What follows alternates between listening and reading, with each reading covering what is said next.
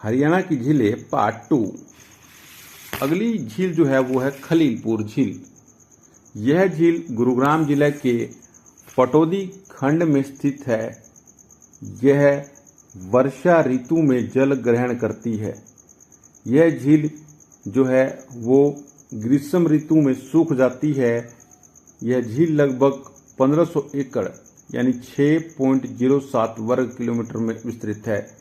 Next झील है हरियाणा की चांदनी झील, जिसे चंदेरी झील भी कहा जाता है। ये नूह में है। यह झील नूह के खलीलपुर झील से लगभग 16 किलोमीटर की दूरी पर है। यह एक स्थायी जल क्षेत्र है जिसका विस्तार लगभग 988 एकड़ है, 3.99 वर्ग किलोमीटर हेक्टेयर। अगला है कर्ण झील। यह झील करनाल जिले से 5 किलोमीटर दूर राष्ट्रीय राजमार्ग 44 पर उचाना गांव में स्थित है। कर्ण झील। कर्ण झील की दूरी संयोग से चंडीगढ़ तथा दिल्ली से सिमिलर रूप से 125 किलोमीटर है। यह लगभग 17 एकड़ में विस्तृत है। 17 एकड़ में विस्तृत है।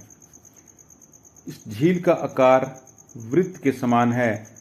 करनाल का नाम कर्ण झील के आधार पर ही रखा गया।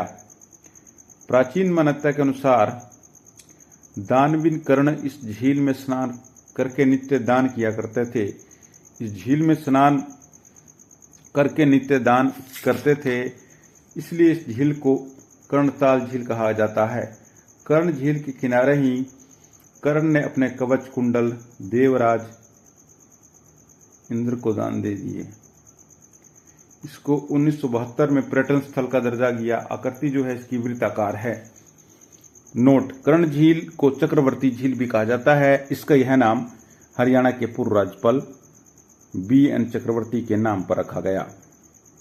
नेक्स्ट झील है तिलियार लेक। रोहतक जिले में है तिलियार लेक। तिलियार जो लेक है झील है दिल्ली फाजिल्का राष्ट्रीय राजमार्ग संख्या 9। पुराना नाम इसका NH10 है। यह रोहतक जिले में स्थित है। झील 132 एकड़ में विस्तृत है। इस झील पर हरियाणा सरकार के द्वारा एक चिड़ियाघर बनाया गया है और 1976 में इसे पर्यटन स्थल का दर्जा दिया गया।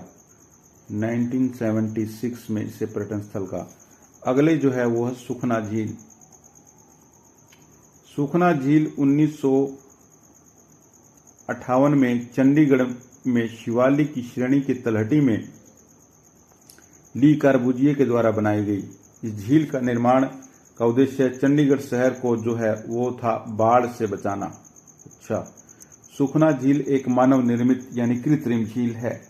हाल ही में हाई कोर्ट ने सुखना झील को जीवित व्यक्ति यानी कानूनी व्यक्ति लिविंग एंटिटी लीगल पर्सन का दर्जा दिया गया है तथा शहर के नागरिकों को इसका अभिभावक बनाया गया है। क्या वो इस भूमिका का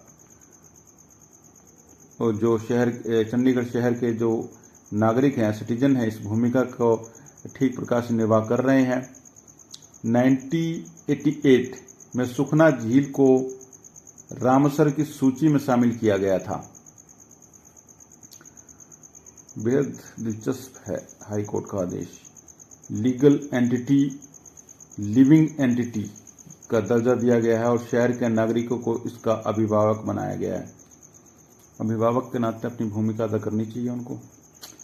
अगले है ब्लूबर्ड झील। ब्लूबर्ड झील जो है हिसार में NH9, पुराना नाम NH10 था इसका, पर है। पर्यटकों को लुभाने के लिए इस झील के बीच में एक टापू का निर्माण करवाया गया है। इस झील को एक टापू वाला झील भी कहा जाता है। 1996 में इसे पर्यटन स्थल का दर्जा दिया गया था। ब्लूबर्ड झील में घुमाऊं। सूरजकुंड झील। सूरजकुंड झील को मयूर झील भी कहा जाता है। सूरजकुंड झील फरीदाबाद के सूरजकुंड में स्थित है। सूरजकुंड झील की आकृति अर्धचंद्राकार है। सूरजकुंड झील का निर्माण 11वीं सदी में अनंगपाल द्वितीय के पुत्र सूरजमल ने करवाया था। सूरजकुंड झील अलग है। आगे है सरदार पटेल पार्क झील। सरदार पटेल पार्क का कुल क्षेत्रफल 16 एकड़ है, जिसमें 1.25 एकड़ में ये जो है झील फैली है। यह झील भी 250 वर्ष पुरानी है। इसके सामने प्राचीन शिव मंदिर भी स्थित है। रक्षा मंत्री राजनाथ सिंह ने वर्चुअल माध्यम से अंबाला कैंट के सरदार पटेल पार्क में स्थित झील का पुनरुत्थान शुभारंभ किया था। यह कार्य 3 माह में पूरा हो जाएगा। झील का पुनरुत्थान का कार्य झील की खुदाई और पत्थरों की चिनाई के साथ शुरू किया गया। इस पुनरुत्थान के आसपास के क्षेत्र का जल स्तर बढ़ेगा और पर्यटन को भी प्रोत्साहन मिलेगा। इस कार्य से छावनी के रखरखाव सौंदर्य में भी निखार आएगा। तो ये था हरियाणा झील का पार्ट 2।